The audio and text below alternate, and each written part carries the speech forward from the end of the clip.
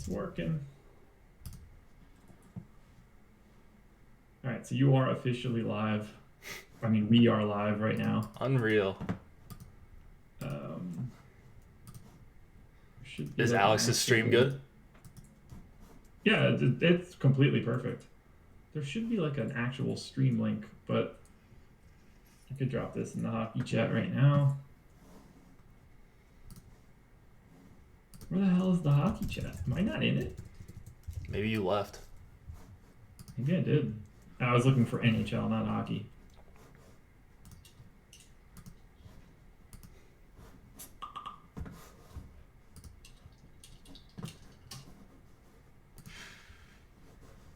Yeah, quality looks fine on my end, so people should start funneling in now.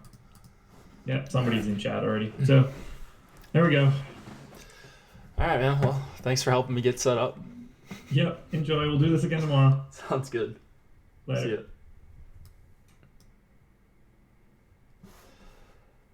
ya. All right. Well, bunch of technical difficulties there. So hopefully we've got stuff straightened out, at least for today. Once again, thanks for sticking with us. Apologies for the technical difficulties. Not even sure what's going on. Difficult to try to stream twice from the same YouTube channel, I suppose, as we've shown. So we'll wait for a few people to filter in here. Probably lost some people because of the wait, and more importantly, because of there only being 2 games today. So, good day to test things out, I suppose. Let's see. I've got the games pulled up here. Once again, gonna wait. If you guys got any questions or anything you want to talk about in lineup study while we're waiting for some people to show up, feel free to drop them in. Last night I was quite tilted last night. Oh, thanks, man. Good content. Glad you like it, man. Yeah, last night was brutal with injuries, at least for me personally, probably not for some other people. Other than that, I think it was a fine slate. Nothing. I felt good going into it. Felt good during the slate until a couple of my guys got injured in my best lineup. So kind of some weird looking lineups at the top. And we'll go over those in just a minute. Shootout goal hurt. Was it Marchessault? Or who scored in the shootout? I can't even remember. I was pretty upset. But those are the breaks sometimes. Let's see. Okay, Josh added the channel. All right. So we are good. At least most people should know where we're at. Let me go to this event. Oh, okay. Unavailable now. Nice. All right. So that's canceled. Skinner, Eichel, Reinhart. Yeah. Unreal. Eichel, dude. All I needed was him to not score in overtime, and he scored. I still would have had a chance, even with my banged up roster at the top. That guy's killed me this season. Even though I've liked him a bunch. It's not like I didn't have Buffalo, but yeah, tough one. Tough one last night. All right, we've got enough people. I don't expect it to be a big crowd today. It's 2 games, so we'll spend most of our time in lineup study. Gonna try to get out at 5 Eastern, so this will be an abbreviated show. Once again, apologies if you guys are waiting on the other stream. Technical difficulties. It's hard to stream twice. Alex has his NBA stream on a different platform. And that's actually a pretty cool thing we're doing for NBA. You basically get into the mind of the number 1 DFS player a couple hours before lock. I got to check some of those out on days I'm not on shows. I played some NBA last night. I'm sure a bunch of you guys dabbled. Didn't go well for me. Didn't really expect it to go well. I just had some extra tickets that I had won playing NFL. So used up those. Didn't get anything back, I don't think. And yeah, So just want to mention Yahoo Daily Fantasy Sports is our sponsor. They are the sponsor for all of the strategy shows. NHL Strategy Show, no exception to that. They run out some pretty cool contests for a variety of different sports. A lot of our subscribers have had success in this $12 tournament for NHL, 10.7% management fee. Pretty good. Not as high as what you're going to see on some other sites. So hard to beat 10%. And they've got contests at various price points here. A lot of the lower stake stuff for NHL, but a good place if you're looking to profit. It's just better for your long-term ROI, less pros, lower rake, all that stuff, or lower management fees, I should say. Also, big NFL contest, 25K to first in the 250K baller. Real, pretty nice flat payout structure. So it's not a winner take all. And it's a real great place to play. Look at that. Not even 10.7%, 10.1%. Can't really beat that. It's overlaid a couple times. You can put in 150. I think you can compete with 10 to 20 lineups too, or even one, because not a lot of people are actually spending the time to do 150 lineups. What else do we got? We have free pieces of premium content. We do this every day. We have something new, free, that is normally a premium product. Let's see what we got today. Hopefully I'll be able to recite these to you guys every day so you can check out what we have for free if you're not already a premium member, or if you are for a certain sport but you want to check out another sport. Today we have the NFL DFS Top Stacks. So what I'm going to do is post the Top Stacks link in there. And what else do we have? Oh wait, I've got the Top Stacks right here. This is free today.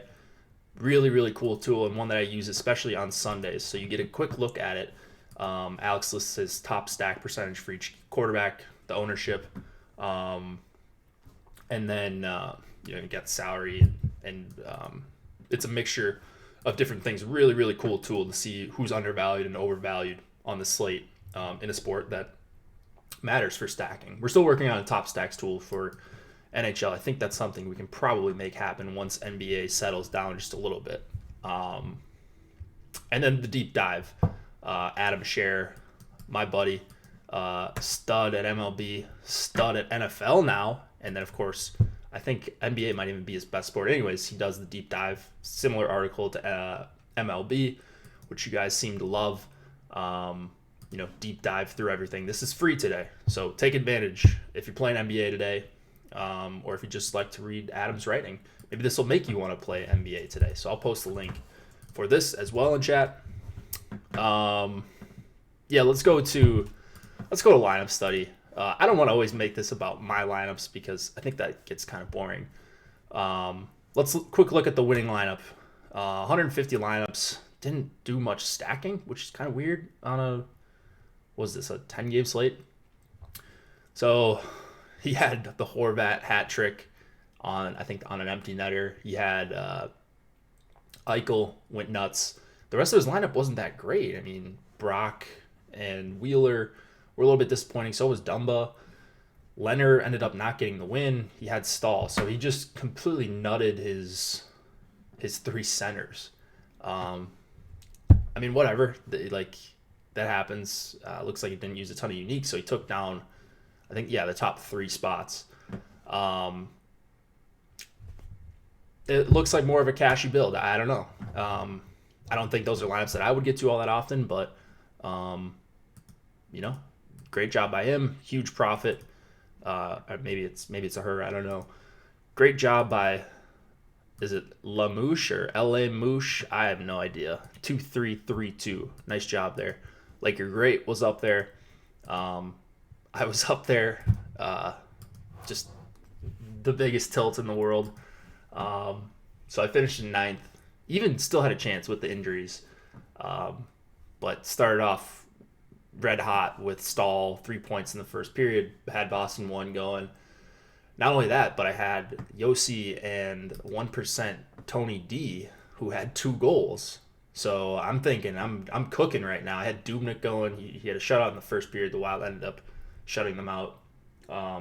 So if you add in the points for what Stalock got, I think it would have been like a 24 save shutout or something. Dubnyk was going to get the win. Just based on the Wild dominated last night. So, he got hurt. It's unfortunate. Should have had a Tony D. Hattie in OT. Did he miss one in overtime too? Man, that would have been brutal. It would have been great for me, but so Dubnyk still got the win. He did okay. Yossi was the guy I was on heavy, and Greenway got hurt too, my lowest owned forward. It just, you couldn't have drawn it up any worse. Didn't get the Boston one empty netter, so I don't know. I think I ran pretty bad. It's tough to say. But I don't often say that. I think I have run pretty good the last year or so when I've been near the top, but last night was not one of those nights at all. That happens. I think that was one of my worst beats. I felt like I had a really good chance to take it down with not much time left in the slate until it just fell apart in seemingly like a couple minutes. So that happens. Can't agonize over it. If I would have played the 444 instead of the 5 cent, I would have won 7K. Well, yeah, you got to be careful thinking that way though, because coulda, woulda, shoulda, right? But if you're not considering playing the $4 444 on a regular basis, if you usually play the 5 cent, you can learn from players that are playing the 444 and get better and work up your bankroll. But if you do that to yourself, you're just gonna overthink it, and you might think you're ready for higher stakes than what you should be playing or what your bankroll allows you to be playing. So if you don't usually play the 444, try to get away from that mindset. It would be my advice, because I used to do that all the time. I still do that sometimes, but just try to stay in your lane and keep grinding in the tournaments you're grinding, and then slowly move your way up.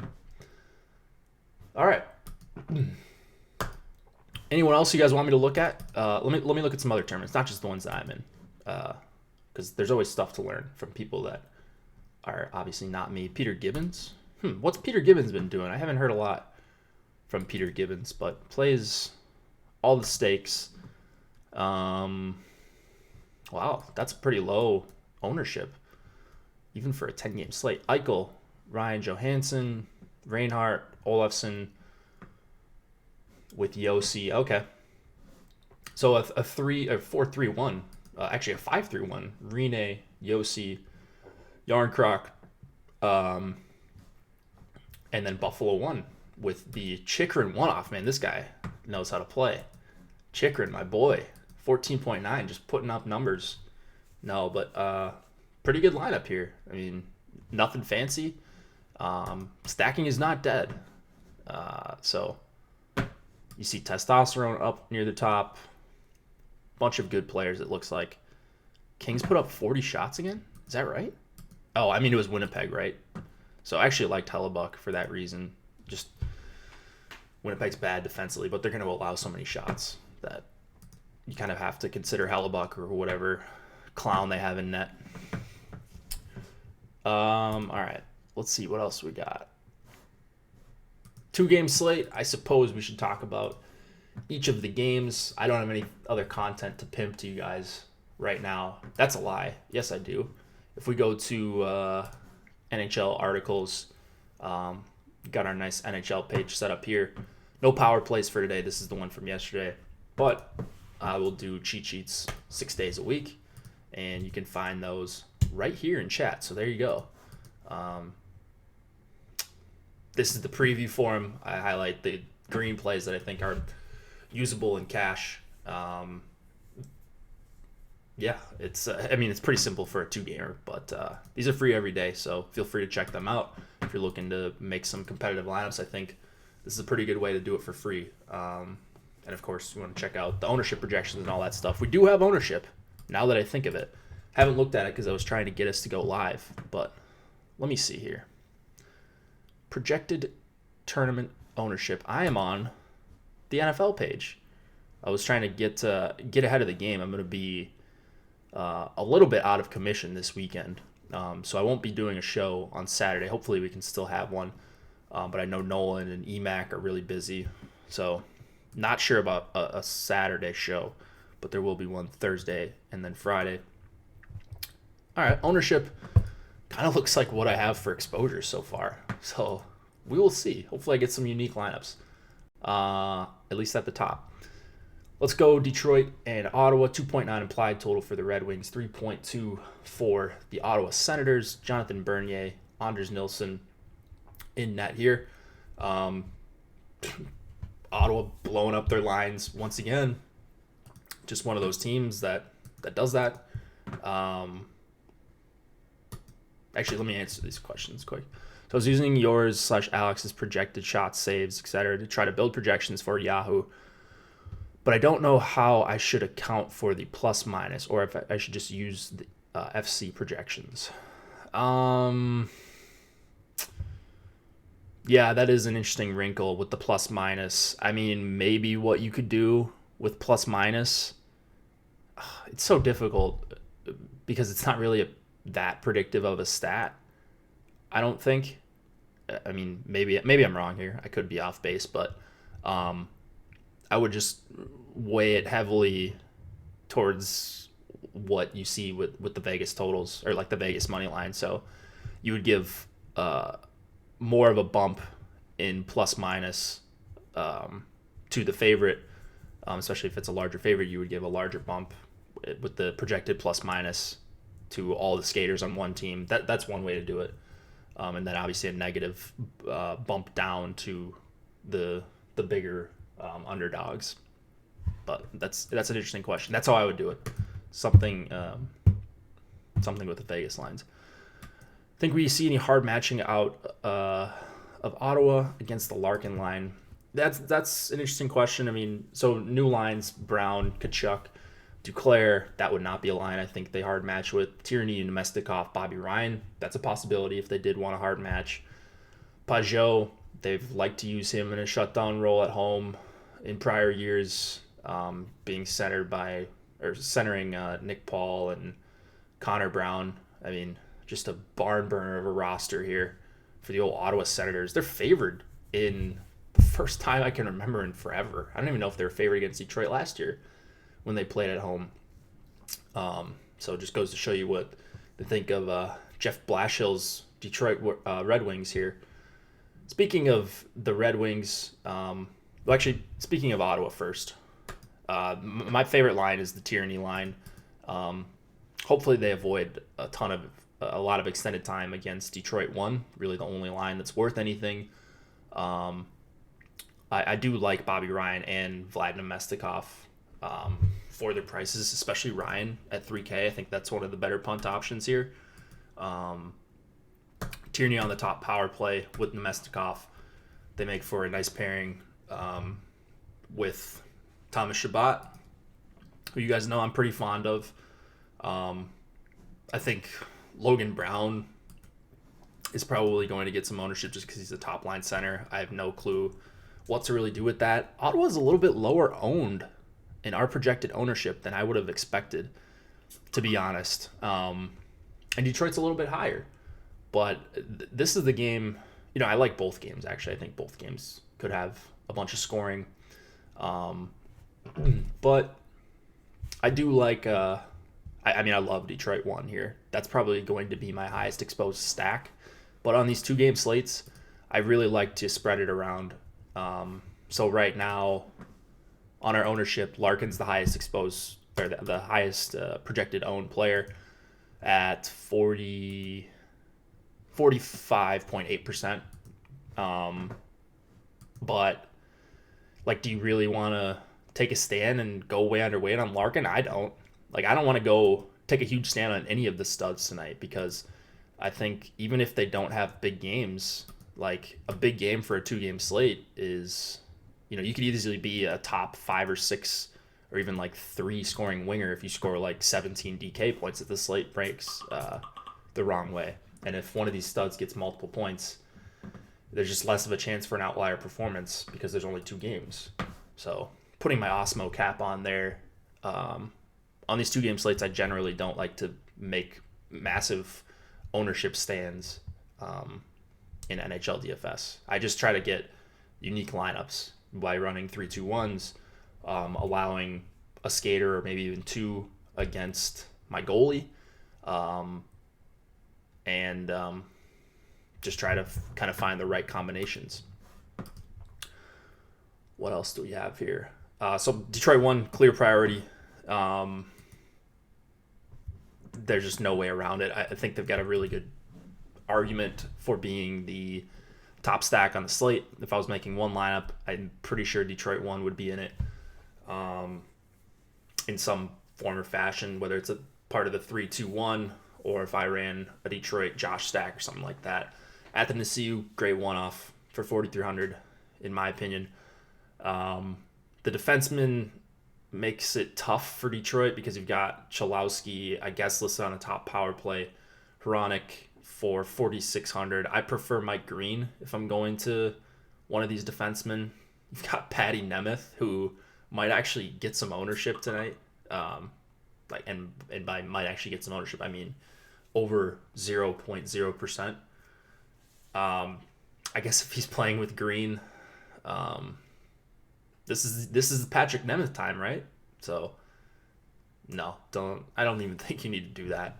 I'm still going to try to play as many guys that get power play minutes and get quality minutes and actually shoot. Ottawa, you feel like Ottawa's a sleeper? I don't think they're the sleeper. I figured because of their pricing and the second highest total in the slate, I just figured that they would be really popular, and maybe they will be a little bit more popular than what we're showing. The problem is some of their guys are so cheap that I don't even think you need to spend down from, like Logan Brown.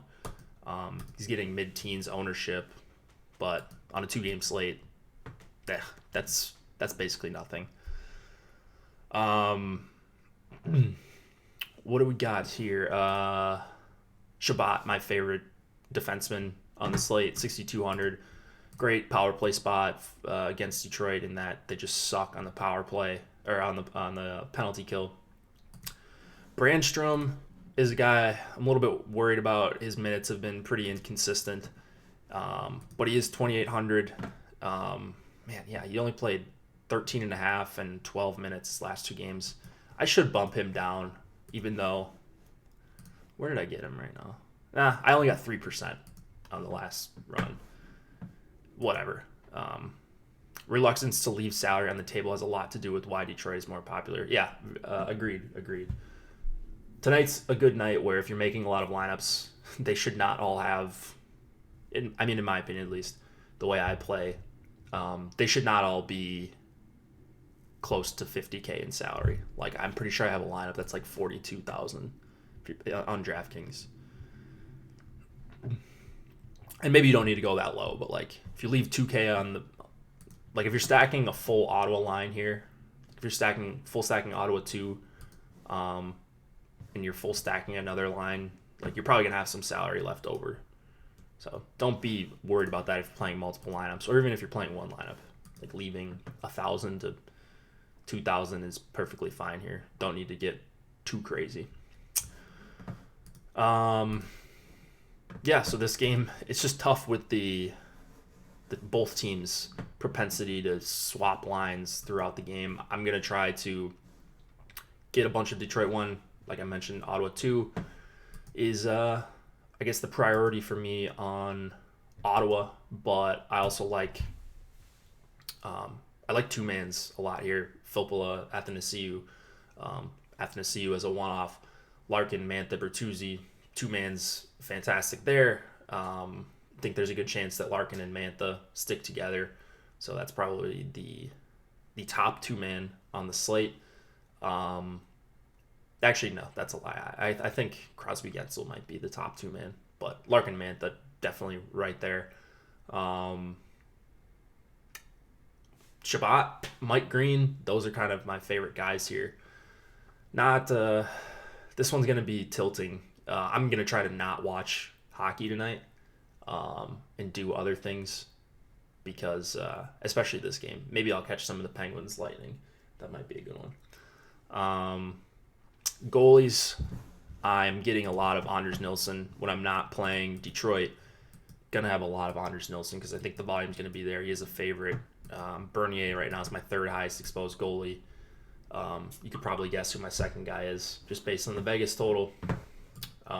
Salary is not all that restrictive tonight, especially with the lines being switched up. If you're stacking, Tampa's got new lines. They're more affordable. Really no line is that restrictive, including Detroit one. All right, let's go to the other game, and then we will get out of here. Pittsburgh, Tampa, 2.9 implied total for the Penguins, 3.7 for the Lightning. Tristan Jarry. Did we decide? Is it Jarry? I think we did decide it's Jarry. Andrei Vasilevsky for the Lightning.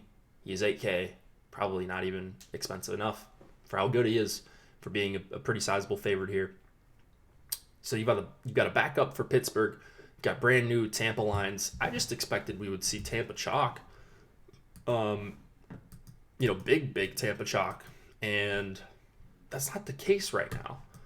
We've got Kucherov under 30% on a 2-game slate. That seems a little low. We've got, and I'm not saying Alex is wrong here, because you can't just jam in all the Tampa studs. It would be tougher. The power play stack is still really expensive, especially if you're trying to jam in Detroit one. They're just cheaper. So even if you're trying to go Stamkos, Point, Kucherov, now you're digging yourself a hole with 48.5 remaining, because now you can't play Tristan Jarry. You have to play a mid-tier price goalie, or Vasilevsky, and then you're really hurting. It's like, who are you playing for your defenseman? Well, that's why Brandstrom might get some popularity. Chalowski with the fancy power play 1 tag. So, you can see not all of these guys can be super popular, so that makes sense. No real data on these lines too, which makes it tough, even for a 2-game slate. I have no clue how long Cirelli, Killorn, Kucherov sticks together. I think that is a pretty interesting line, though. I really like Cirelli as a center. I think a lot of DFS players like Cirelli as a player. And that line is very affordable. Killorn's played on the PP1 at points over the last couple seasons, but it looks like Palat's there. So the correlation is super wild for Tampa. That's why a power play stack is certainly viable, or something like Cirelli, Kucherov with Stamkos, or something along those lines, where you've got the 5-on-5 correlation, at least for a bit, with Cirelli and Kucherov, plus you've got Kucherov, Stamkos hook up on the power play. If you can put in Hedman, great. If not, not the end of the world. So I'm going to be trying to do stuff with that. When I'm running 3-2-1s, I'm going to try to get a lot of my ones will be Tampa guys, Stamkos, Kucherov. And, I'll allow it so we can do 3-2-1. So I can do 3-2-1 where the 1 does not have to be from another team from the 2 and the 3. Do you like Nemestikov? Yeah, I do. I like Nemestikov. Is it harder to predict a showdown game than an entire slate? What do you mean? Like showdown form? Is it hard to play showdown format? I don't know. All slates present their own difficulties. I like 2-game slates. I like playing 2-game slates over showdown. I think for now, at least, I do like that they added the captain spot for showdown. Maybe that's unpopular. I'm not sure. So my number one priority, I think, would be Cirelli, Killorn, and Kucherov, but you do get Stamkos and Tyler Johnson on the top power play, so hard to argue with them as well. Matthew Joseph is not a bad player at all either. Problem is he's almost 5K, similar to Cirelli. Let's see where those two guys differ in ownership. That might be Cirelli is all right, and then Joseph. So Cirelli a little bit higher than Joseph in our ownership projections. It's gonna be close. But if you stack a full line, I think you're gonna be okay. You kind of stack a full Tampa line, hope they stick together, and that if or when they score goals, you get it from the lower owned guys. So you get it from the third fill, That's what you're hoping for if you're full stacking on a 2-game slate. You're hoping Dominic Simone scores the goal and Crosby and Gensel assist. You're hoping Joseph scores a goal and Johnson and Stamkos assist. And same thing with Yanni Gord. Same thing with Killorn, Cirelli. Take your pick. That's what you're hoping for if you're full stacking on a 2-game slate. At least that's what I'm hoping for, right? You want the lowest owned guy in your stack to be the one that's the nuts, if that is the nut stack. Crosby Gensel, they're going to stick together essentially the whole game, top power play. I do think Pittsburgh can score here. That line's, like I mentioned, just so good at 5-on-5 that I'm kind of glad that Tampa broke up their lines. I'm pretty heavy on Pitt 1, whereas I'm spreading everything around on Tampa 1, or on the Tampa side. I'm pretty heavy on Pitt 1. I really, really like the way they play at 5-on-5. And I do include Simone whenever I can. If you want to do the 2-man stack with Crosby Gensel, that's perfectly fine too. Or Crosby Gensel Letang, that's a little pricey, but I don't think it's going to be that popular. So I think if Pittsburgh does win this game, it's likely that you see a pretty dominant performance from the Crosby line, or the power play, which power play one. So that's my thinking on this game. Feel free to throw in Hornquist if you want, but here, and here are my priorities from Pittsburgh, and they're going to be a top 2 owned stack for me, I think, in terms of full stacks tonight. Yeah, Pittsburgh defenseman, Schultz, Jack Johnson, Marcus Pettersson. I mean, you're better off pulling names out of a hat for these guys, like at their various price points. Marino, Pettersson, I don't have a big preference between any of these guys. The guy I'm getting the most of right now, just letting projections ride, is Jack Johnson, $2,700. He's playing with Gud Branson. Yikes, that is a terrible pairing at 5-on-5 and really at any strength. So Tampa should be watering at the mouth, whoever gets to go up against this third pairing for Pittsburgh, because that is real, real bad. Hate small slates? Why do you hate small slates? I think it's fun for MME. I like them. I don't know. You can't expect to win on small slates, but, every night you're expected to lose.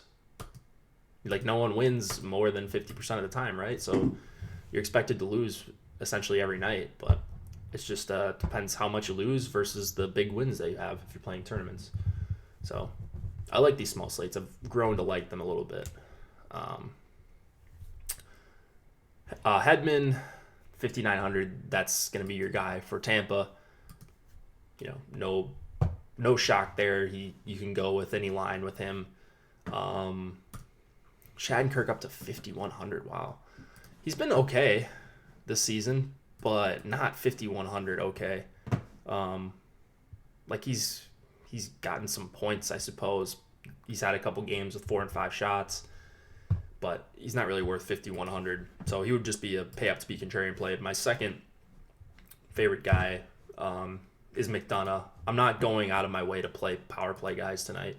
I want to have probably one of Letang, Hedman, Shabbat. Yeah, that's really about it in most of my lineups.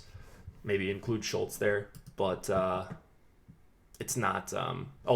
Schultz is the guy I'm getting after Letang. I should have mentioned that.